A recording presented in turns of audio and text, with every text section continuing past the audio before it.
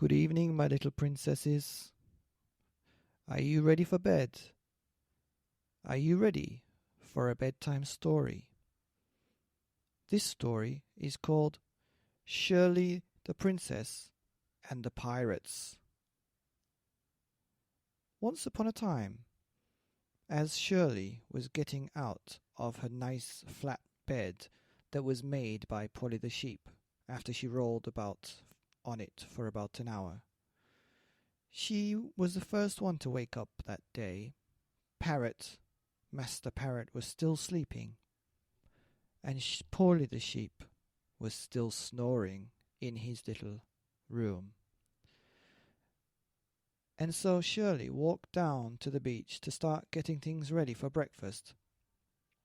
She wanted to wash her face first and have a splash around in the water, and as she was walking into the water to wash her face and have a bit of a morning swim, she spotted a twinkling, a sparkling, a shiny little dot on the horizon. She didn't get her hopes up because of last time. You remember last time where they spent the whole day building the fire and making the smoke go dark, keeping it going with no food or anything for the whole day, and then coming back to realize that she was okay.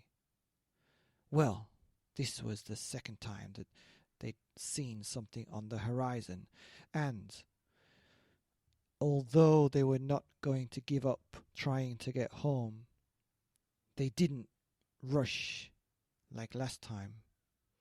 They decided that one of them would stay and make the breakfast, and the other two would go and light the fire on the side of the island that was pointing right towards where they thought the ship was.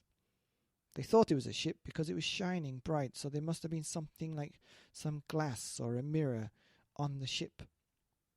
It couldn't possibly be anything else apart from a ship. So Shirley and Polly went to light the fire, and Master made the breakfast. After about 30 minutes, the fire was going really well, and so Polly went to get some wood and some grass, and Parrot came with the breakfast.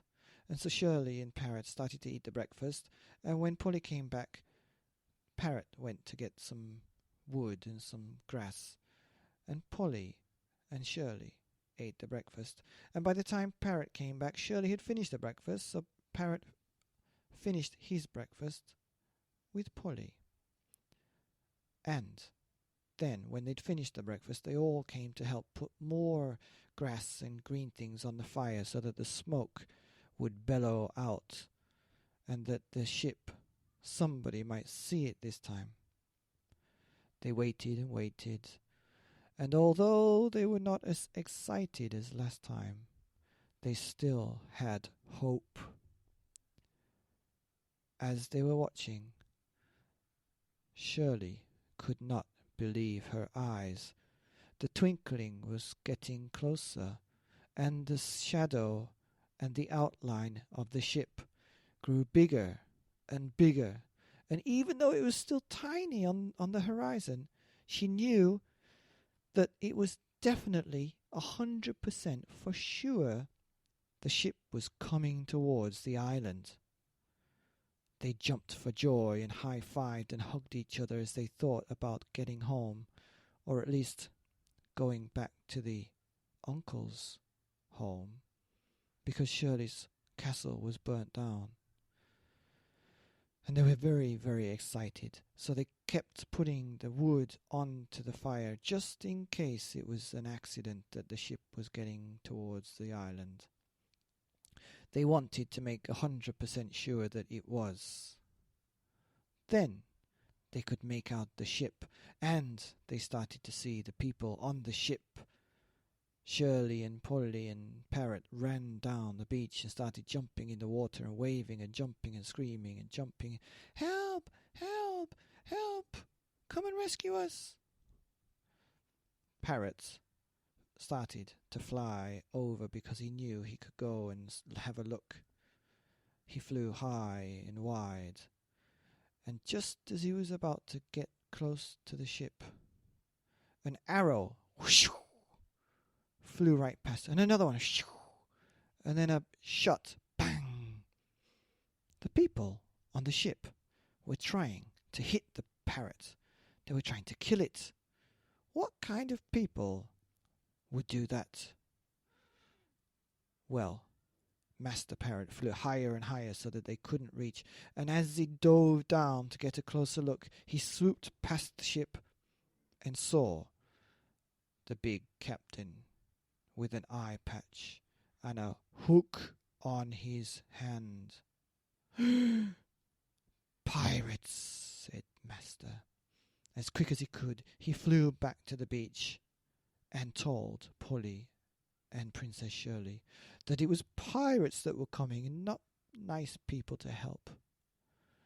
Well, they had never expected that, and they didn't know what to do. What could they do, a sheep and a parrot and a little girl, against a big ship full of big, nasty pirates? Shirley was a princess. She wasn't a Pippi Longstocking. The sheep was just a sheep. It wasn't that Marvin the hungry one that ate the world. And the parrot was just a parrot. What were they gonna do? Well, the ship stopped just outside the bay, the beach, and lowered down some smaller ships, and he could see that there were two smaller ships, smaller boats, should I say, starting to come to the island.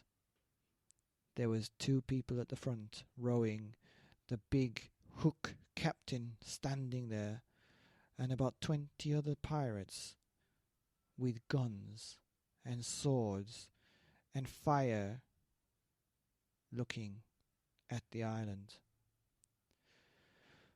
Well, this was not a good thing to see. Shirley and Polly and Parrot, Shirley and Polly and Parrot, sounds like pirate, doesn't it? Were expecting a rescue ship, not a blinking pirate ship.